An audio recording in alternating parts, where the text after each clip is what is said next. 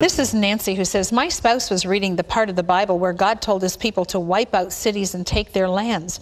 Why didn't a loving God have mercy on them? That sounds like Islam to me.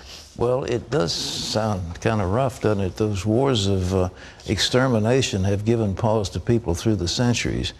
But here's the deal. If you look at it this way, assuming you have a culture that has 1,000 really bad people in it. They're murderers, they're thieves, they're rapists, they're having incest. I mean, you name it. They're doing everything horrible.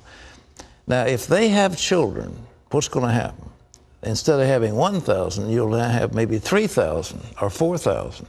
And then if nothing has changed them, then they're going to pass it on to the next generation. Then the next thing you know, you've got 10,000 or 20,000 of them. And if it keeps on going, you can have 1 million of them.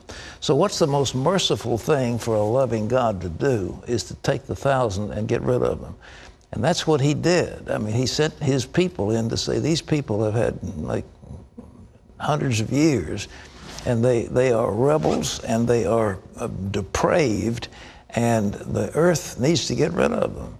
Now, it sounds cruel, but in the long run, it's more merciful. Further, he didn't want his people to be contaminated by those people. So I know that's all hard, but this is God, and I'm not God. I'm just telling you that's a good rationale for what happened.